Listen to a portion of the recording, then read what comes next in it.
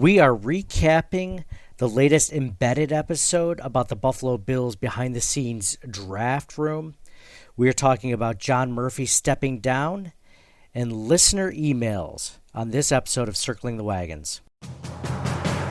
Hi, this is former Pro Bowl center for the Buffalo Bills, Eric Wood, and you're listening to Nate and the Fellas on the Circling the Wagons podcast. Nobody circles the wagons like the Buffalo Bills. Go Bills. Where else would you rather be than right here, right now?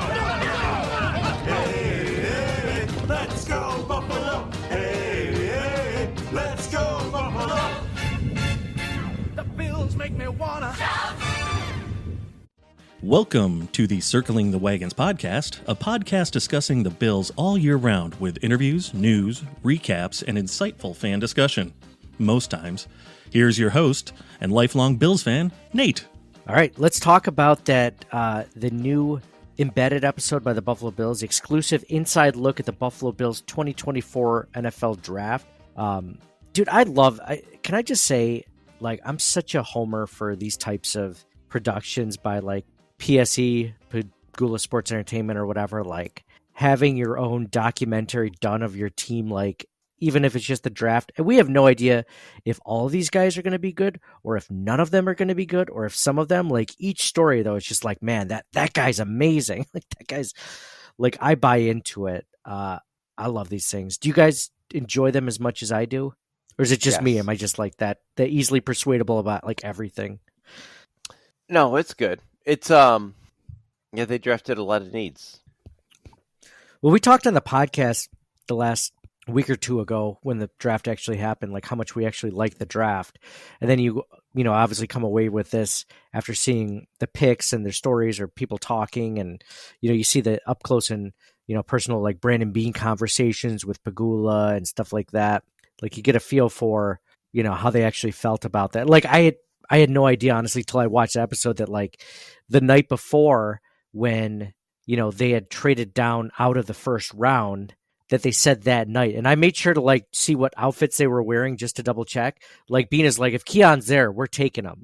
That's kind of cool. I didn't know that, I figured we'll figure it out tomorrow. Right. We'll evaluate, our board is no, Keon's there. We're taking him unless we're blown away by some stupid, offer, then we're going to take him. Right. And I don't know if it was in that or a previous thing or some other thing where he mentioned when Keon ran a slower 40 time, he's good, because then he'll drop further for us type of thing. And I thought that was kind of cool. Yeah, when they did an embedded episode after Gabe Davis's draft, they did this. They showed a very similar clip of except when Gabe Davis ran that, Brandon Beane did a fist bump then. He was just yes, because he wanted Gabe. So similar thing with Keon Coleman for sure, which is kind of interesting. Because if you think about it, if Keon Coleman ran a 4.4, he probably would have been Brian Thomas Jr. range for drafting wise, right? It's for sure. He's tall. Yeah. He's not taller than Brian. He's the same size. He just has more years of production than Brian Thomas did from LSU. So, he would have gone a lot quicker, a lot sooner. Yeah, John, what was this? So, by the way, this is Circling the Wagons, a Buffalo Bills fan podcast. We watched the embedded episode. We have a lot of things to talk about tonight, but I just wanted to talk about just in depth. Because the draft is so new still. Rookie, mini camp just happened. So, we're getting a look at all these different guys on the Bills roster. And John, was there anything that was a little bit more interesting that you didn't know about while watching this episode, or something that came, you're oh, that was kind of cool, or I didn't know that while watching this one? No, I don't think there was anything crazy that comes to mind. What about Daquan you? Hardy? The first thing they ever talked about with and he's the 5th round pick of the Bills, 6th round pick. Sorry, Daquan Hardy, the nickel cornerback. They were just he's our punt returner. He's going to be competing for the punter return. I know he'd done that, but I didn't know that they were looking at that over. It felt like they were viewing him as that position more so than nickel cornerback too, which makes sense because Taron Johnson is one of the best in the league. So why would he take over that position? But they're he's our. Well, it makes sense because the kickoff rules have changed. So that makes sense that they're looking specifically at that position. Yeah, there's been like the clips going around of like social media where he returned one to the house, right? Like that's a cool thing. They went heavy on the Dalton Kincaid Cole Bishop like relationship, like about how their lockers are right next to each other, and the whole time I'm thinking like, oh, that's a good story, that's a good narrative. Like Cole Bishop, Dalton Kincaid going to the same college. Dalton Kincaid vouched for Cole Bishop, at meetings. But then I was thinking as I'm watching this, I'm like, wouldn't that be funny if like Cole Bishop secretly hated Dalton Kincaid? Like he seems like such a likable guy, Kincaid does. But like Cole Bishop would be like, I'm so much better than this guy. Like I owned him when I was at Utah. Like, it's nice that but he's like, he's not my best friend. Like they're treating this like it's a BFF sort of deal. Be like, or maybe he's just like, he's okay. Like we got along well in practice. But if you watch this embedded episode or you hear it, it's like they're pen pals, right? Like they're really close. I don't necessarily know if it's that kind of relationship, but it's funny to think about. Mike, what was some of your favorite parts of the episode, or just like things that maybe you didn't know of, or things that you liked or didn't like? Oh, on draft day, it's you can't possibly keep track of everybody, so this just gives you behind the scenes look, obviously, and it makes you it humanizes people. So now you actually are excited to cheer for them and that they're part of the team. Yeah, that is kind of nice. Like I knew all those things about Dwayne Carter on paper, but it was kind of cool seeing him, in person talk about those things, like the defensive tackle out of Duke. But yeah, like all those guys, like he definitely gives them more personality. I mean, Keon Coleman, we've seen, I'm glad they didn't concentrate just on him, to be honest. Like it was more behind the scenes stuff, because we've already seen so much Keon Coleman in all of social media and everything, like even on a national perspective, because he's so interesting and funny and entertaining. But like they didn't spend a ton of time on him specifically, like his press conference. So I kind of like that. Like they did a little bit, obviously, because he's their first pick, but yeah, humanizes it. Mike, what'd you think about like after the first few picks, like Brandon Beane going to like Pagula, because Pagula's like right next to him. Him going to Pagula, like, this is the guy, which is exactly what I would do if I was talking to my boss about a decision I made. Be like, this is a really good decision. You're going to like this one, until it plays out or whatever, a few years later. But like, it's totally relatable. Yeah. I saw that at one point they show that binder of like 2024 Buffalo Bills, like Terry Pagula, like, or 2024 interviews. Is that what it said? Hold on. April meetings. Terry Pagula, 2024 Buffalo Bills. It was a binder just made for Terry Pagula. And I'm like, Terry Pagula hasn't cracked that thing open. Like that's the first time it's actually like, they're like, oh, here it is. And he's just like, oh, what's this? Oh, this is the thing we gave you 2 months ago. Oh yeah, totally. Yeah. I've been reading up on these guys, whatever. Like bosses don't have time. They don't look at that. They just want the gist of it. Like what Brandon Beane did was totally pro, because Pagula just wants to know that Beane's picking the best guy. He doesn't care if like what his 40 time is or whatever, like all that minutia, just like your boss at work. Your boss doesn't want to know like, oh, this project you're working on, like, like, is the project making money? Okay, good. Keep doing it. Like that's all, I thought that was funny. It kind of made sense. Whereas I'm literally the guy's like, well, we ran into this, but we, did this and that. It's just like, I don't care about all this stuff. So I feel like I learned a thing or two from Brandon Beane with talking to your supervisor. Yeah, high level. Don't get down in the weeds. But yeah, it was just like every embedded episode. It was super cool to talk about. Mike, you were saying that you thought Dwayne Carter was Cole Bishop's stepdad. That's funny. Well, then didn't they show him sitting at the table together with his mom? Yeah. Some of these guys look older. I feel like Dwayne Carter sometimes looks older than me. But then I realize I'm in my 40s now, so it's a little bit different. But some of these guys look young, and some of them look like Zach Wilson, super young, and then some of them look like they've been playing for 10 years already. I thought it was a cool moment when they showed Dwayne Carter with his dad and his family at when he got the call and everything. I thought it was pretty cool. Yeah, definitely good dad moment. Hey, happy Mother's Day to all the Bills Mafia moms out there. Happy belated Mother's Day by the time you're listening to this. To all the Bills Mafia. Shout out to moms and dads, obviously, in this case. Dad was right there getting emotional. I always wonder, because, especially with the dads, like it's emotional. But I always wonder if like that was the kind of dad that was like super supportive the whole time and just kind of pushing like gently, or if he was like the guy that was like keeping his son after practice for like an hour, making him do drills so he would become like really good, like kind of like a dick, like but pushed him to greatness, right? Like I always wonder with those kind of dads, like what gets the most success, or what kind of dad they were, you know? Yeah, but you told me about the Andre Agassi book that you read, and how Andre was so pissed at his dad because he feel like he missed his childhood, because from age 10 to 16, like his dad made him practice, but then from age 16 to present, he's lived a life of incredible fame and luxury. Didn't have anything that he could ever Andre want. Agassi's life is a perfect like dichotomy of like what could have been and what would. He's like, yeah, you know, so I had to leave school in like 4th grade or whatever, you know, or 3rd grade, and then like take on, you know, hit tennis balls for like 10. Like his dad had a set thing like hit 10,000 tennis balls a day, and you're going to be amazing, which is genius, right? Like 10,000 hours in like, you know, a year. And 50 years earlier, Exactly. you'd be working in a mine. Yeah, you'd be child labor, and all your dad wanted to do was just hit a tennis ball in the court, and like you're like, oh, I don't want to. Like as a dad of like young kids don't want to do shit that doesn't involve like screens or whatever, like for motivation, like unless it has to do with something that's completely beneficial to them. They're usually not like, oh yeah, let's totally do this, or like if they do, like, oh, let's play soccer. As soon as they get tired, they're like, I'm out.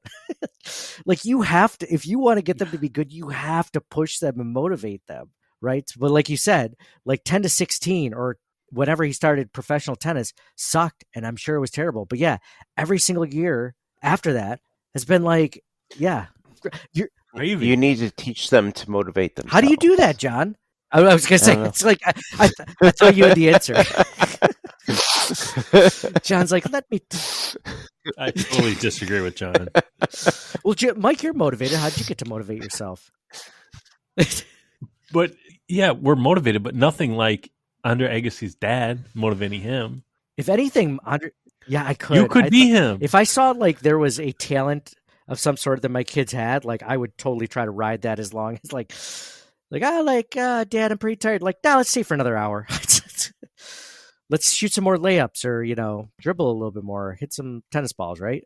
But yeah, they don't want to do anything. Yeah, these people like you know, like Leanne Rimes. I remember seeing her, like an interview of her, like she's a teen like sensation, right? Like country music star. And she's like, I miss my childhood. And be like, listen, I had a childhood. Like, it was all right. Do you even remember it? Like parts of it, kind of.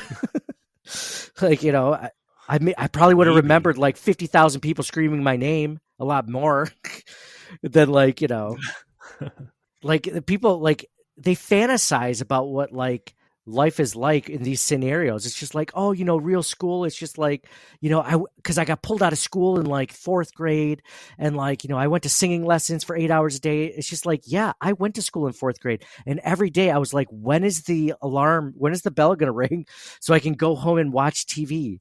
And then I was just like, I got fucking homework to do after this. This sucks. And I got to do, you know, and I got to do this shit all the next day. Like it was, I don't remember. No, you do the homework the class before the class. I was never that. Dude, John, were you a homework and study hall kind of kid? I would do my homework, like, so if like I had English homework due, I would do it like in social studies. And then if I had social studies homework, I would do it the class before that. John, you were motivated, man. You're doing it like the class beforehand. That's impressive. Was your teacher ever just... But I did well. I mean, it wasn't like... You did well, of course. You know, you made it work. The only thing that would have stopped you from this system is if it all of a sudden stopped working, right? Like, I got to start doing homework the night before. Right. I would like get like study hall passes from like or whatever. I don't know what it's called, but like I'd arrive late to another class because I was still at the previous class, and I get the pass. And eventually, the later teacher would catch on and be like, "Why you keep doing this?" I'm like, "Well, I was still at this other class working on this project, and so like you can't keep doing this." Like, but I'm still getting an A in this class, so I don't understand. Wait, so you would stay in the other class longer, the class you were just in for longer, finishing the homework, and then would that teacher be? What about all the kids coming in or doing nothing? because it was already done, and I didn't want to go to the next class. I was gonna say, we're like, was that teacher just like, John? The bell rang. You can leave now. No, I can't. I can't leave right now. I need another 10 minutes. He's already started the next class, and John's still sitting in the back. See, the thing is, you got to establish yourself as a good student so that it doesn't matter what you do. See, the thing is, I was doing all the things, right? Like for all the classes, I was doing all the things. I was just doing them out of order. You're doing it right before they were due. That's impressive. I always thought I procrastinated, like, because I'd be like, like I wouldn't do it right as I was just telling Mike. I don't know if you were this kid. I was never the kid to like do homework in study hall. Like I was so stupid. Like I just talked. I had meaningless conversations with people. I could have just been like so stress free the entire night, all the rest of the night. Instead, I freaking came home, watched TV, had dinner, probably watched TV again, and then at 8:00 I opened up the books and like, like this sucks. Were you study hall homework, Mike, or were you do the homework right before it's due? Yeah, nobody did anything in people study hall. did, and You're I right. was always jealous of those people, but I wasn't those people. So that's funny. John, I wish I had known. If I had found, I'm glad I didn't know your system, John, because I would have done that system too. I'd have been like, holy shit, you can do that? You can do your homework like in the class before? Like, I thought I had to pay attention, or at least feign. Well, it was kind of multitasking because I'm like half paying attention and then half doing the homework, but it all worked out. Yeah, pretty well. I'd say you're doing well. All right, Mike's got to go. Mike, thanks for coming on, man. Go Bills. I'll talk to you later. So we also have. So just wanted to talk about that. A couple of news and notes things. John Murphy is stepping down this week. An ambassador. It was the Buffalo Bills basically just tweeted out that John Murphy was stepping away from the play-by-play duties, but leaving the door open to be involved in the game day broadcast. That was just news and notes for the Buffalo Bills, besides rookie minicamp starting. And I only wanted to bring it up because it's kind of like I think we had a feeling like that was going to be the case because he hasn't been involved in 2 seasons or ever since around the Damar Hamlin incident when he had the stroke. So I didn't think it would necessarily, but now it's like official, right? Like he's probably not going to come back. So they probably made Chris Brown the play-by-play guy or whatever, but feels kind of like an end of an era, as like Bills fans. So I'm always kind of nostalgic about that stuff. Like, well, we grew up with Van Miller and John Murphy, right? Yeah, I always remember. So well, first of all, I didn't realize it's been like 20 years of John really? Murphy. Like I like it had gone by that fast. So I didn't realize that. And then growing up, like I remember, like in the early 90s, like my family and parents and grandparents, like they would turn the TV, they would mute the TV and turn on Van Miller and the radio broadcast. I remember doing that kind of thing. I didn't listen to John Murphy as much but by then I was just watching the straight up TV feed. But no, I remember, listening to him on, When Bill's Live and some of the, broadcasts. Yeah, it is an end of another era, I guess. And it's kind of weird. It is, right? Yeah. I think, it's just like one of those things where it kind of, for me, reminds me that I'm getting older a little bit. Like, you're like, oh, that guy, like you said, 20 years. Like, we were much younger 20 years ago. So it's like, oh, man, like I remember. You remember the guy before the guy, and now you're like, oh, now that guy's I'm old. It's just like, it's like when celebrities die and you're just like, oh, I remember like that guy was my age now when I was a kid, Yeah. like all those 90s rock stars, like we were talking about, like, how like none of them from the grunge era are alive, basically, besides like Eddie Vedder, right? Like there's so few. Well, a lot of those guys died way earlier. Yeah. Way many years ago. But yeah, that's, I mean, celebrities in general, But it was funny. I wrote on Twitter, like, it's, we're going to miss you, Murph, this and that. And one guy's like, bring back Van Miller. And I was like, I was like, that might be tough, buddy. He's been deceased for since 2015. Yeah. Shouldn't Van Miller be on the Wall of Fame, by the way? Isn't he on the Wall of Fame? I didn't think he was. Should he be? I think he should be, though, if he isn't. Oh, absolutely. Hold on. Let me see. Actually, who was the last Wall of Famer? Let's see. Question. Hold on. I'll give you. Ralph is on there. The 12th man. Van Miller is not on The- there. the should Van be- Miller is not on there. Oh no, he is. I'm sorry, he is on Yeah. there. Oh, good. He All might right. be one of the most recent ones, to be honest. Yeah, that was my next question. Who is Or the Cookie most recent Gilchrist. ones? Who was the guy that Ralph didn't like, so he kept off? Cookie Gilchrist. Yeah, so he might be one of the more recent ones, actually. Now that I think about it, so So Miller that is Miller on is there, on though. there. Here's Oh, a good good, question: good. should John Murphy be on there when he goes, or is it not the same? It's like kind of, I mean, Van Miller did it for, let's see, 10 plus. So he did it from 1960 to 1970, and then 1978 to 2003. So that's 10 plus 25, 35 years. I mean, he did kind of deserve that. He was really good too. He like the 93 comeback game, the pandemonium, and this and that, and like it was blacked out. So like a lot of people were singing on the radio, and which is kind of weird that game was blacked out. But people climbing over the fences. The running joke is like, 2 million people were at that game because everybody says they were at it. Yeah, I've never met somebody that's just like, man, I totally like didn't go to that game because I had tickets. Like, and it just ended up going. Yeah.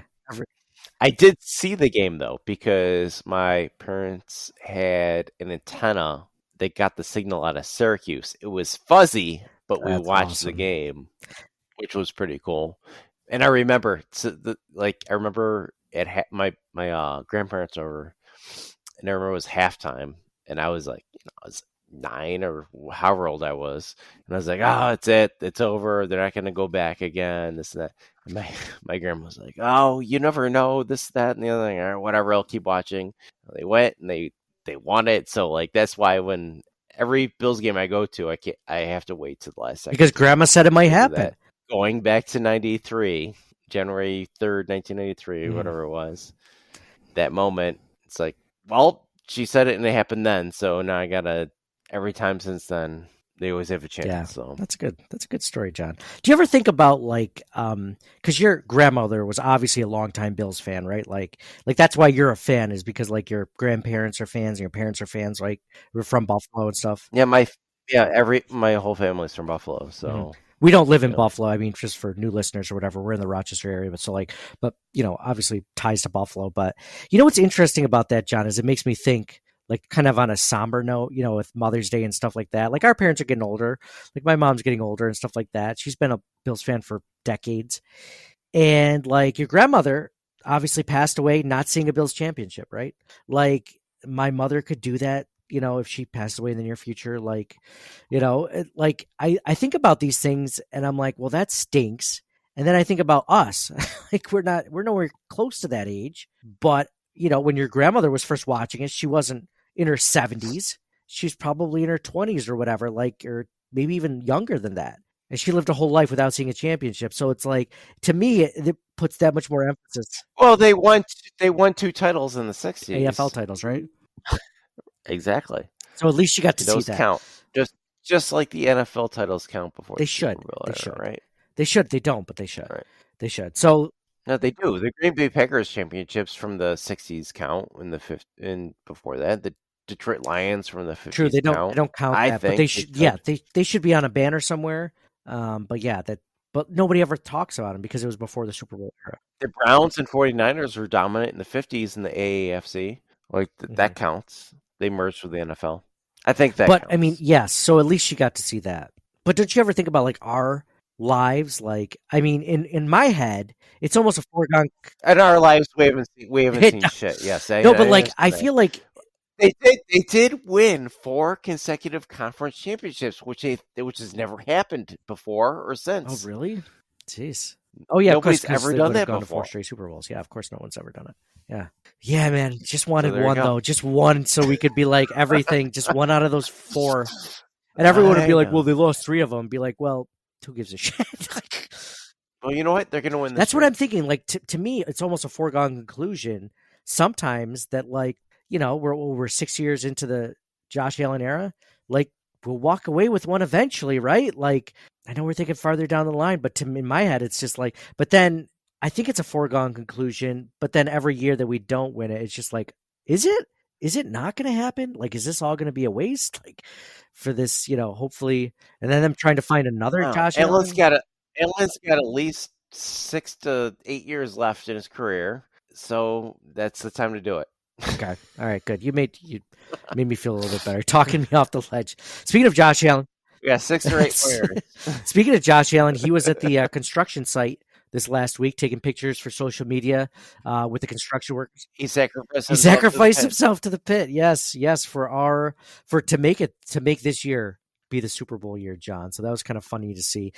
In my head, I always picture like all of a sudden these guys are like, building something, or they're pouring concrete, or they're, putting up walls or whatever. They're doing like routing underground piping. And then all of a sudden they just see Josh Allen show up in like, a construction outfit with a hard hat. And they're like, whoa. But in reality, he's probably accompanied by like 3 or 4 different people, and then like 2 or 3 different cameras. Like it's a whole crew coming around with Josh Allen just to take pictures of him at the site. It's like you see him coming a mile away, like, to be part of this. But cool that he did that, because I'm sure he didn't have to. They weren't Buffalo Bills. I was thinking about this too. Like, they don't have enough clout to be like, you're definitely taking pictures with the construction workers today. Be like, they're probably still like, hey, would you mind doing that? And Josh is just that nice of a guy, or like he's just that amiable. He's like, yeah, sure, I'll do that. Like, that sounds good. Because if he went diva, like there's nothing they could do about it. If he was like, I'm not going to do that, I have better things to do, what are they going to say, right? I can't. Okay, all right.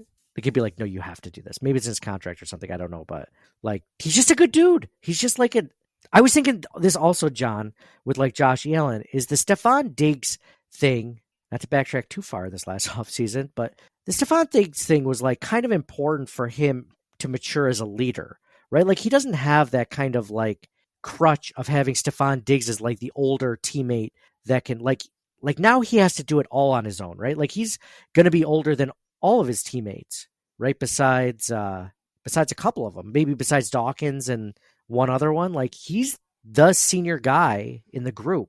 Like, he doesn't have like Diggs will tell the guys where to be or whatever. Like, no, it's all on him now. And maybe that's a good point. Maybe the front office or the coaching staff. I don't know. He's a quarterback. He should have been doing that already. Well, maybe he was doing it, but he was doing it in a limited manner because like if you're at work and you rely on certain people to do certain things, like if that person gets let go or whatever, now you're the guy that has to do those things. And instead of being like, oh, well, I'll rely on that person, like, no, you have to do that. You have to fill that role now because they brought in a new hire. So they don't have that sort of leadership. No, I don't believe that. I think you should be trying to fill all the roles so you can be less expendable, first of all, but I think you should be striving to be doing more anyway. So I don't believe You don't that. think this is like the final choice of like an evolution of becoming a true leader, is to like take away like this guy that was like, He's the quarterback. okay, but that's agreed. But a lot of people respected Diggs in the locker room, right? So like Yeah, he was a captain, as was Allen, and like 4 or 5 other guys. I don't know why they named so many captains. Every NFL team does this. Like they have like 6 captains. It doesn't. I thought it was make like any 8. sense to me. 8 out of a 53-man roster. Whatever. Yeah. But he's the quarterback. He He's should the leader. He should be. Well, I'm just. And he was a captain last year. He's gonna be captain again this year. But how old was Josh? How old was Josh don't- when Diggs came in, though? I want to say Josh was like 24, right? He's 24. Let's say 24, 25 maybe. Diggs was still like 28, 27, 28. So he was older than him. He was more of a journeyman. He'd been in the NFL longer.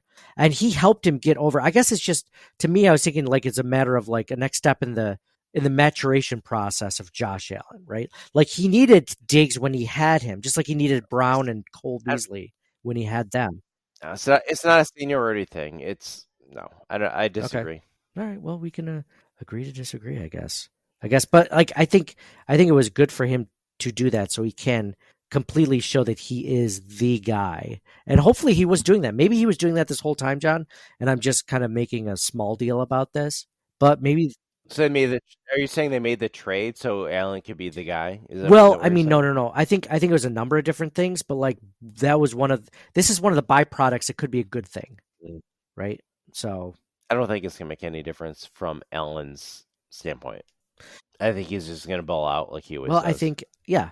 Well, I think that too, but the distractions are gone, and if people are in a locker room and there's 2 senior guys, let's say it's Diggs and Allen, and Diggs has been in the league a little bit longer, He's a little bit more senior guy. And you have two guys that are potentially telling you different things. As you're a young player, you're like, who the hell do I listen to? Like Josh is telling me to do this. I have to listen to him. He's my quarterback. But Diggs is also telling me on the side that like, maybe I don't need to do this or maybe I do this instead. It's just like, I know I should be paying attention to Josh, but I have this other guy. It's like now there won't be that other guy if there even was. Like now it's only Josh. I only have one voice at all times. See, to me, the biggest issues were drops and yards after catch. And they drafted Kincaid and they drafted Coleman. And I think between those two, that's going to help a lot. So I'm overthinking it, is what you're saying.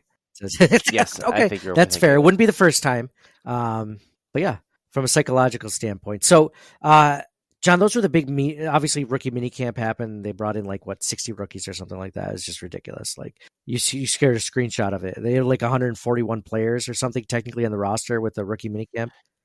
Yeah, well, it's less than that because I accidentally overlapped the rookies, like the 10. drafted guys, and like so the tryouts and stuff. So yep, there's a bunch of players, mini camps with the rookies and tryout guys, and then the regular roster following. How nice was it seeing Keon Coleman in an actual Bills uniform with a helmet and stuff like that, catching balls? It's pretty cool. I'm excited. I like a lot of the draft picks. I like the first three especially. And a bunch of the other guys too, and some of the undrafted guys too. But I think it's going to be very interesting, the training camp battles on some of the positions, further depth. I mean, right off the bat, like if we're talking draft picks specifically, not undrafted guys, but draft picks, like the 10 draft picks, like, I mean, we have battles starting from the get-go, right? Like, I mean, who is going to be taking the wide receiver snaps like when there's only 2 wide receivers on the field, or when there's 3 wide receivers, like who's going to be going where, right? Like who's going to be in the slot? Who's going to be, obviously, Keon Coleman's going to be in the field every single time, right? Like that's almost a given. He's going to be their X receiver, but who's going to be in the slot? Who's going to be the Z receiver between Shakir and Curtis Samuel, right? Like where are they going to fit these guys? How's that going to go? Yep. Yeah, for sure. They brought in Chase Claypool. How's that going to work out? And they got some other guys just in shorter. We didn't talk about Chase Claypool since he's been brought on. What did you think of that signing? Low risk, high reward, I guess. I mean, maybe more so low risk, medium reward. I don't think it's going to be a high reward, but I guess we'll see. Yeah, I mean, he's had injury issues. He's had, just questionable play over the last few years. But, maybe it could be one of those things where, he's only 25 years old. Like he came into the league. He has lots of, potential. He's putting it together. I mean, worst case scenario, like you said, like he doesn't make the 53, right? Like that was my thing, is like worst case scenario, he doesn't make the 53 and he gets cut and he ends up being another, Derrick Rogers or Des Lewis or whatever, that like we thought that we might have something and ended up having nothing, right? Like that could be the thing. And I think it's more likely that is what's going to happen, just because, I mean, his production hasn't been there like the past. I mean, when he had Big Ben as his quarterback, I mean, he was having 900 yards, almost 1,000 yards receiving. And then, he got traded to Chicago, and then he got traded to Miami, and he hasn't had over a 510-yard season since then. But like, he hasn't played in, he's played in 15 games in 2022, played in 12 games last year. He had 8 receptions for 77 yards last year. I mean, that's not ideal. So yeah, worst case scenario, gets cut. We don't ever talk about him ever again. The best case scenario, he's their 6th wide receiver, right? Like he's not active necessarily on game day, but he could be there in case there's an injury or something like that. And maybe Josh Allen does get the best out of he does get the best out of his receivers. So like this could be a career year. It's just like the Curtis Samuel thing, right? Like, except he's been a lot more steady since, than Claypool has with different teams. But yeah, I mean, yeah, they got other guys too. KJ Hamler is another guy. Matt Collins they signed. Matt Collins, the other dudes. Quintez Cephas from, I think he was with the Lions. So there's some competition there, but obviously, after the first 3 or 4, we'll see what happens. I think interesting battle might be for center depth.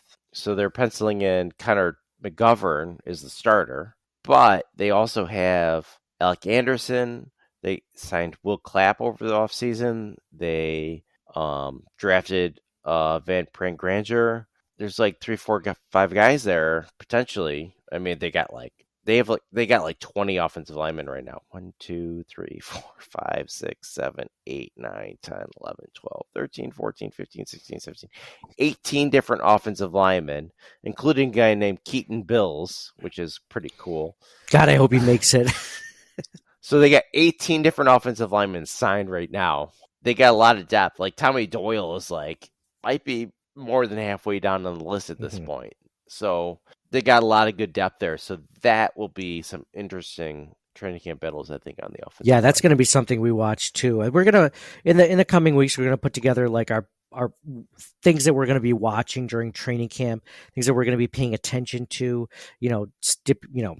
Speculation on different items, and I think the center position is a good one, John, to see where these guys line up. Obviously, Connor McGovern's going to get first team reps, but like, who's going to be getting second team reps? Who's going to be getting third team reps? Who's going to be moving up and down with the reps? The levels of reps that they're getting. That's going to be something we definitely follow from here on out. John, I want to read an email from a listener. This one is from Koala. So Koala writes, "Howdy, Nate and the fellas. Love the show you do. Love the show you guys do. Keep it up. I, for one, can't complain about this draft Bean has done. Feels like that is a running theme with his drafts. If you take a second and look back at them, he always gets what we have glaring needs at. So I can't say any of his drafts are lower than a B at initial reaction, except maybe 2021 in hindsight. Sure, the players he got may not have been what we as fans wanted, but he got what we needed. Isn't that what's most important? Anyways, can't wait to see what these guys do. I'm most excited for Javon Solomon and Keon Coleman, begrudgingly. Let's go Bills, signed Koala." Thank you, Koala, so much for sending the email. Appreciate it. By the way, just in general, for anyone that's out there listening that disagrees with us or agrees with us, if you want to send us an email and discussion piece as well, this is the perfect time to do it in the off season before we get into the season and we're doing game recaps. It's a lot harder to do that for us, but definitely feel free. Tell us you agree with us. Tell us we're idiots and explain why. That would be great fodder, especially if it's John or Mike. Tell us why they're idiots. So let's go for John. What did you think about that email? And then I'm glad Koala brought up Javon Solomon. I am really excited to see what he can do. I think, playing at Troy, obviously not a big name school. He's undersized for what the Bills normally go for at defensive end. He led the FBS in sacks last season. So, you got to like what the guy has potentially. Of course, it was in a small conference. It's not the same as the SEC or anything like that.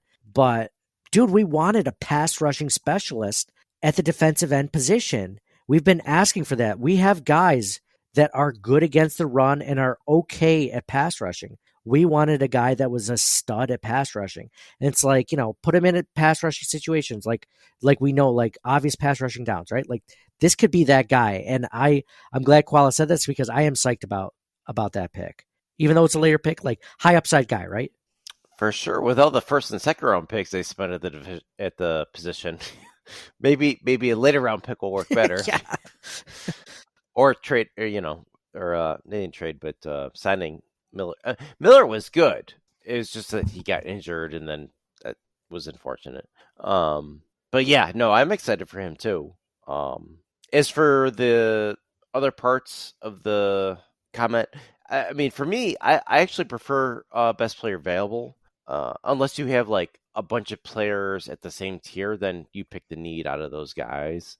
Or if the guy doesn't fit your scheme, then go to the next guy at the position that you need. It does seem like he's gone for need over that, or maybe it just so happens that the tier was the same anyway. I don't know. I mean, obviously this year I thought receiver was their number one need last year, and here we are again this year, and we're rooting for that again. So they did get Kincaid, who was a receiving weapon. So I wasn't upset about that, but. Yeah, it's interesting. I thought I didn't know what the. I agree with the best player available mentality, especially earlier on, right? It's the first or second round, especially And then like as you get further on in the draft, I mean, the first round's a dart shot anyway, but like as you get further on, it's even more of a dart shoot. So why not go for need in those But Jojo, rounds if so you're let's gonna do talk in that? theory. Let's put your ideology to theory. Let's say you have your best a player available in the first round when the Bills picked at 28 was a left tackle. Let's say that was the best. So you're saying like draft that left tackle, right? Well, If he's the best. it depends on Let's tiers say too. Like if he's in the same tier as Ken Coleman and a bunch of other dudes, well, they're not going to pick a quarterback, all right? Like, yeah, come on. So you can ignore certain positions. I'd say left tackle is one of them, right? Like, but Right. like guy where you have franchise guys at those positions, you can ignore them in the first few rounds, unless I mean, you know me.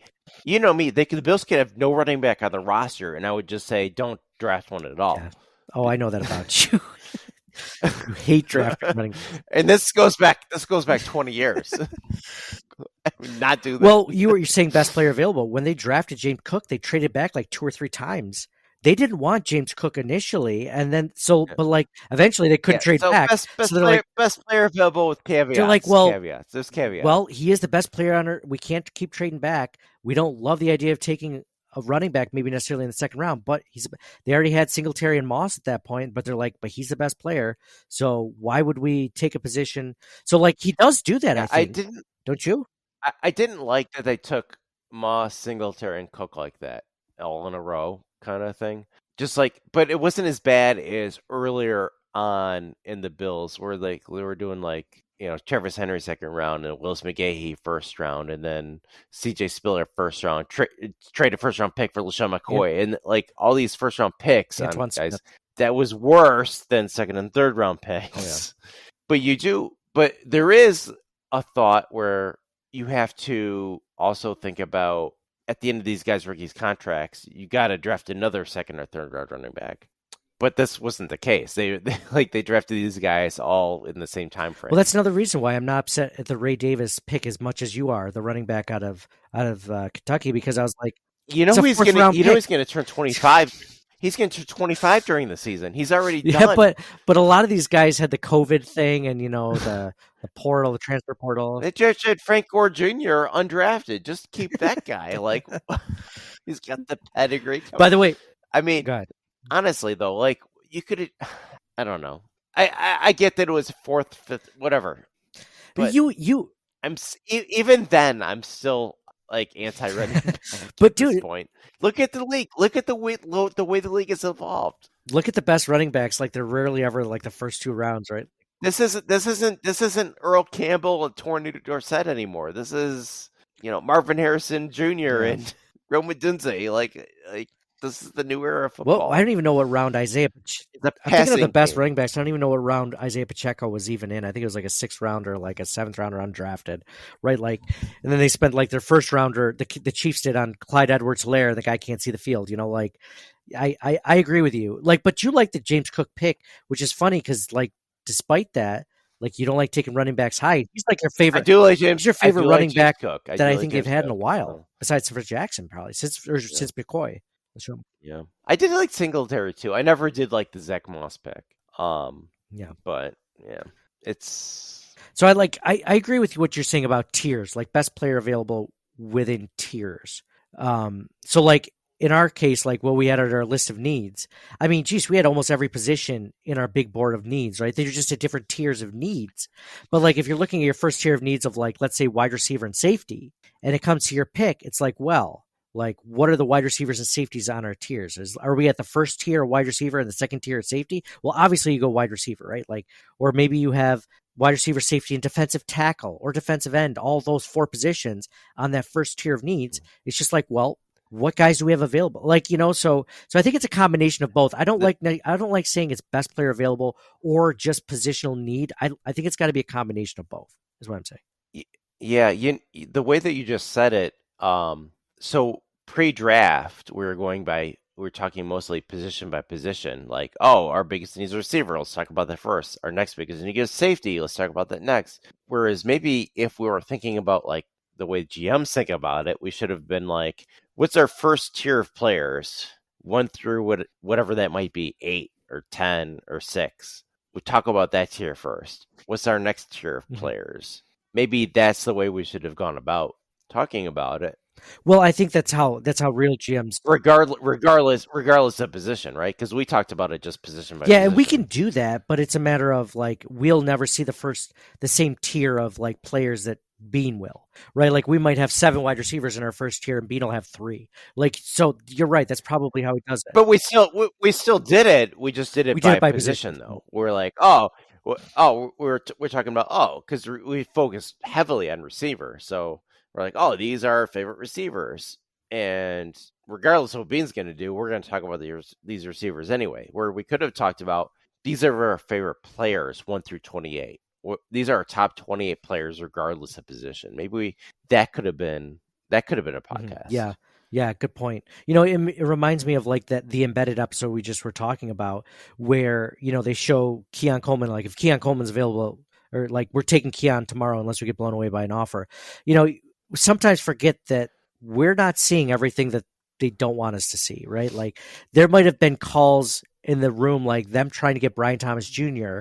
in the teens, them calling up to try to trade up, and nobody, because that doesn't look good, right? Like, I mean, that doesn't, like, it's like, they're settling for Keon as opposed to like they wanted him this whole time, right? Like there's a narrative that you kind of have to either avoid or, keep going. So yeah, that's what so like you didn't see like, like we really want to get up, like this guy's really good. And then they don't get him, and it's just like, like there's some other good guys too. Yeah, and like for me, like, the top 3 guys went, and then Brian Thomas went, and it's like, well, I have like a bunch of guys in the next tier for receiver. And I had my, I was talking up Adonai Mitchell, and there's some other guys, and you're talking up guys, and Leggett, I think, right? You're talking, and I'm like, they were all in my tier, and so was Keon Coleman, but like we didn't talk about him as much, but they were all in that tier, and it's like, well, they can take any of those guys, and they took one of them. It's like, okay, that's cool. And now it's like, he looks cool. He's he's kind of funny. He's like a Trey White, or but isn't that funny? Like, yeah, Allen, or like there's or like how McKenzie was, or like he's kind of got that personality, infectious. But then you look at his highlights more, and it's like, now we're going. They play the hype video, and it's like, yeah, let's go. Isn't it funny that like I think the way that you mentioned it, they viewed wide receivers like we did, like most of people that were following the draft did, is like there was a big drop off after Brian Thomas Jr., right? Like and then like you and I like differed in like our next wide receivers that we wanted necessarily, like between you and me, like we had different needs, different skills or traits that we liked more than others, but like it was essentially like 7 or 8 guys that were just like, I could see them drafting it. I'd probably be fine with it. Like, like there's like, we talked about, like I mentioned Leggett, you mentioned A.D. Mitchell. Like we talked about Xavier Worthy. We talked about Keon Coleman. Like we talked about like a bunch of different guys just broadly, but we're like, I could see them taking this guy, like Troy Franklin, or, like I could see them taking this guy. Like this is definitely a possibility. And then it's almost like they viewed it the same way, because if they wanted Xavier Worthy, they would have drafted him. If they wanted Xavier Leggett, they would have drafted him. They had chances to get both of those guys. They did not see either of those 2 guys as a higher tier, or even Keon Coleman, because they would have drafted him at 28 if he was at a higher tier. They viewed it similarly. It's just like, as long as we get one of these other guys. And that was the problem that you and I and Mike ran into when we did mock drafts, is if you pass on a wide receiver in the first round, you did not get any of those second tier guys in the second round. By the time you get to 60, exactly. You got none of them. So we were just like, man, this stinks. Like you're getting guys that are like, okay, but you're not excited about any of them. But trading down and getting like that third round pick, that was huge. Yeah, for sure. That's what she said. I knew I was going to say it, but then I knew you would. Yeah, I was going to do it, but I knew you'd do it for me. That's what she said. Oh, I can't believe you'd go that long. You really think you can go that long? Well, you always left me happy and satisfied. All right, cool. Well, thank you guys. Thank you, Koala, for the email. I'm glad we actually got a chance to read it. If you guys want to send more emails about anything, any guys that you're excited about, like we're going to talk about, like I mentioned with John, like over text, that like some interesting training camp battles, but like also who's going to be the next Mafia favorite of like training camp darlings, right? Like there's always one or two in training camp that they're just like, I can't wait to see what this guy, like any news you get about this guy that's somewhat positive, you're like, this guy's going to make the team. Like Christian Wade. Like think about Christian Wade, think about Des Lewis, think about like all these guys, like even Isaiah Hodgins in training camp, like these guys that you're like, man, like he's going to make the roster. I hope he makes. I could see Frank Gore Jr. being one of those guys, John. Like we're not getting into that conversation now, but I could see fan base absolutely wanting to. I mean, Josh Allen was handing off to his dad. Doesn't everyone want to see Josh Allen handing off to Frank Gore Jr. in an actual game on Sunday? Like, I think that's a thing. I could see Bills Mafia, gravitating towards that, liking that, thinking that he's a training camp darling. Yeah, for sure. Frank Gore Jr.'s got to be a favorite. Keaton Keaton Bills. oh, sure. Well, that last name, I mean, that's got to be good. Who else we got? There was another one I was thinking about, but I don't know if I can remember it off the top of my head. Oh, the University of Buffalo guy who just got signed. A linebacker, Joe Anderson. Yeah. He's got a lot of E's and S's at the end of his name. I went to read it. I'm like, oh my God. Joe Andreessen, I think it might be. Joe Andreessen, linebacker. Yes. Linebacker, Joe Andreessen. I'm like, I got really confused when I started reading. I'm like, wait a second. Is this the right guy? I'm so glad, besides the butchering of his name, I'm so glad that you brought him up, John, because doesn't this have like Naaman Roosevelt vibes to it? Like UB product? Like I would love, I mean, not even because I'm a UB alum, because I went to the University of Buffalo, but just the fact that it's a local college, like wouldn't you love, I mean, Cam Lewis is from UB, right? Like we would love like a starter for, a Buffalo Bills player to be, a UB Bulls player to be on the Buffalo Bills. Like that's just, I don't know. He grew up in Depew. I mean, geez, this guy is absolutely a training camp darling, dude. I'm glad you mentioned Joe Andreessen. Joe Anderson. Yeah. I started reading. I'm like, oh my God. 116 tackles in 2022. There you go. You can tell I'm 6'1", 232 pound local product. I love it. All American honors. Let's do it. That embedded series got me more psyched about the Dwayne Carter pick though too.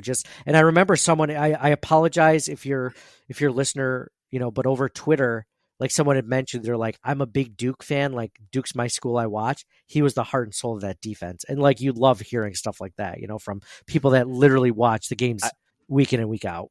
For sure, and I'm super excited about Carter. I think he's gonna fit in really well. I think he's gonna be great. He was a captain. He's a 3-time captain of that defense. Yep.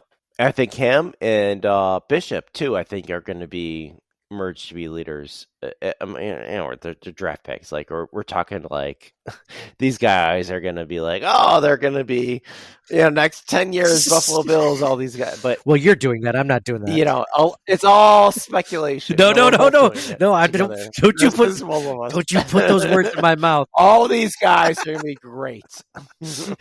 I'm like, well, I wouldn't go that far, and you're like, no, you said it too. I heard you. Nope. No. We're all. I said Hall of Fame. Right, you said Hall of Fame. We're there. One guy doesn't even like Wall of Fame at minimum. These guys. Oh, cool. Well, this is fun, man. Thank you guys all so much for listening. Thanks to John and Mike for talking Bills, man. Anything else you want to add, John, before we let it go? Besides, happy Mother's Day to all the moms out there. Anything else? I love you, dude. Even when you put words into my mouth, I still love you too. So. You're the best. Thank you guys all for listening. Appreciate you guys sharing with friends. One of my good friends in Buffalo, I found out that his coworker was listening just randomly. I always love hearing stories about that. Sent one of my sons in Cub Scouts. One of the other dads was there, and I was like, and he sent me a picture about the OJ thing. I was like, hey, you mind if I share that on social media? He's like, no. I didn't tell him for what. Like, I don't tell anyone I have a podcast. It's probably somewhat similar to you, John. I don't tell anyone that we do a podcast, like outwardly. It comes off very douchey anyway. If you do like, oh, the podcast, like no one cares. Everyone has a podcast nowadays. It doesn't really matter. But it was I sent a text because there were a lot of like responses. It had like over 100,000 views, like when I tweeted over Twitter. And I sent him the tweet, and he's just like, "Oh, that's awesome." He's like, "Hey, I listened to you guys before. Like, that's cool. I didn't know you guys did that." So this is a guy I talk to like, once every few weeks, like at the Cub Scout meeting. So that's cool. It just when the Circling the Wagons just randomly comes up for people listening to us, that's cool. So tell your friends. If they're smart like you and they like Bills like the Bills like you do, let them know about us. So cool. So thank you guys all for listening. Signing off for John. Go Bills. And for me, Nate, go Bills. We'll talk to you guys again soon.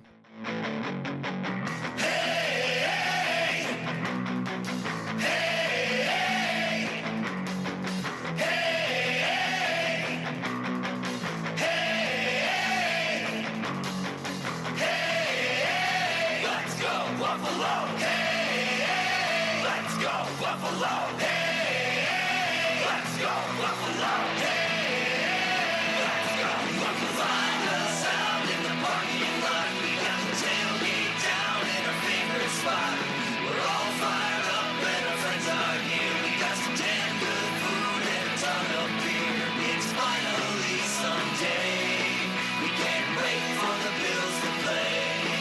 Kick it off, 12 men, let's hear you scream. Let's hear you scream. Let's hear you scream.